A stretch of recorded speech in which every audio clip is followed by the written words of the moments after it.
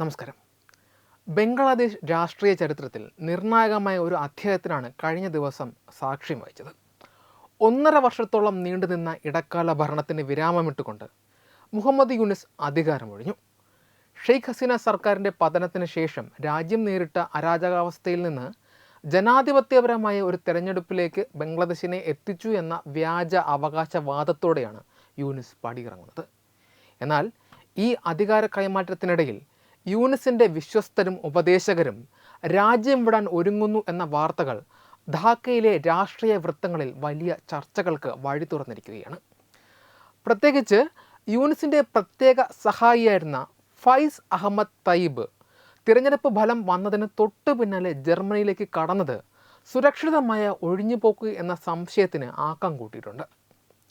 യൂനിസ് സർക്കാരിൻ്റെ ഭരണഘടനാപരമായ സാധുത തുടക്കം മുതലേ ചോദ്യം ചെയ്യപ്പെട്ടിരുന്നു.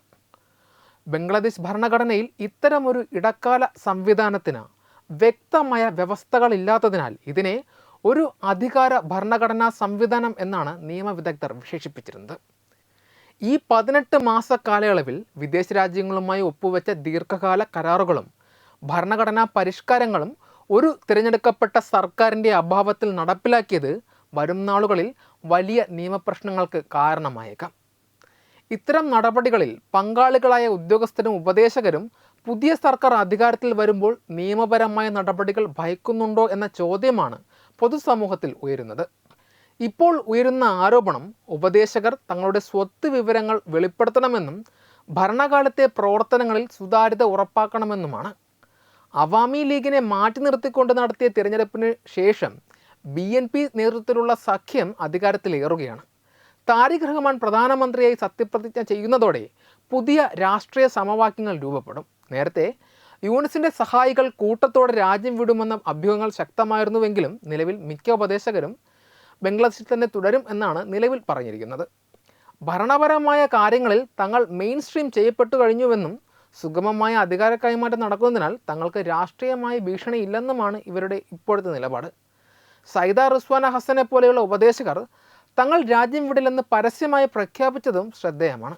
എങ്കിലും ഫൈസ് അഹമ്മദ് തയ്യിബിൻ്റെ അപ്രതീക്ഷിത യാത്രയും വരാനിരിക്കുന്ന ഭരണഘടനാപരമായ സൂക്ഷ്മ പരിശോധനകളും യൂനിസ് ഭരണകൂടത്തിൻ്റെ ബാക്കി പത്രമായി അവശേഷിക്കുന്നു. സൈനിക ഭരണകാലത്തെ പോലെയുള്ള കുറ്റവിമുക്തി നിയമങ്ങളുടെ അഭാവത്തിൽ ഇടക്കാല സർക്കാർ എടുത്ത പല തീരുമാനങ്ങളും കോടതിയിൽ ചോദ്യം ചെയ്യപ്പെടുവാൻ സാധ്യതയുണ്ട്. ജൂലൈ ചാർട്ടർ റഫറൻഡം പോലെയുള്ള വിവാദപരമായ നീക്കങ്ങൾ പുതിയ BNP സർക്കാർ എങ്ങനെ കൈകാര്യം ചെയ്യുമെന്നതിനെ ആശ്രയിച്ചിരിക്കും യൂനിസിൻ്റെ ടീമിലെ മറ്റുള്ളവരുടെ ഭാവി. ബംഗ്ലാദേശിനെ സുസ്ഥിരമായ ഒരു ജനാധിപത്യത്തിലേക്ക് നയിച്ചുവെന്ന അവകാശവാദത്തോടെ യൂനിസ് മടങ്ങുമ്പോഴും അയാളുടെ ഭരണകൂടം അവശേഷിപ്പിച്ചു പോകുന്ന രാഷ്ട്രീയവും നിയമപരവുമായ അനിശ്ചിതത്വങ്ങൾ ധാക്കയുടെ തെരുവുകളിൽ ഇനിയും വലിയ സംവാദങ്ങൾക്ക് കാരണമാകുമെന്ന് ഉറപ്പാണ്. പട്ടുമെത്തയിലാണോ അതോ തടവറയിലാണോ മുഹമ്മദ് യൂനിസിൻ്റെ ഭാവി എന്നതിൽ അല്പ ദിവസങ്ങൾക്കുള്ളിൽ തന്നെ വ്യക്തത കൈവന്നേക്കാം. വെബ് ഡെസ്ക് തത്തുമൈ news. Brought you by Kerala AIDS control society. HIV AIDS സംബന്ധമായ സംശയങ്ങൾക്ക് 1097 എന്ന 24 മണിക്കൂറും പ്രവർത്തിക്കുന്ന ടോൾ ഫ്രീ നമ്പറിലേക്ക് വിളിക്കുക. വാട്സാപ്പിലും ഫേസ്ബുക്കിലും ഒക്കെ സ്റ്റാറ്റസ് അപ്ഡേറ്റ് ചെയ്യാറുണ്ടല്ലോ. HIV സ്റ്റാറ്റസോ HIV പിടിപെടാനുള്ള സാഹചര്യങ്ങളിൽ കൂടി അറിഞ്ഞോ അറിയാതെയോ കടന്നു പോയിട്ടുണ്ടാവാം. എന്ത് തന്നെയായാലും മുൻകൂട്ടി പരിശോധിച്ച് HIV സ്റ്റാറ്റസ് അറിയൂ. സൗജന്യ HIV പരിശോധനയും കൗൺസിലിങ്ങും ആരോഗ്യ കേന്ദ്രങ്ങളിൽ പ്രവർത്തിക്കുന്ന ICTC അഥവാ ജ്യോതിസ് കേന്ദ്രങ്ങളെ സമീപിക്കുക.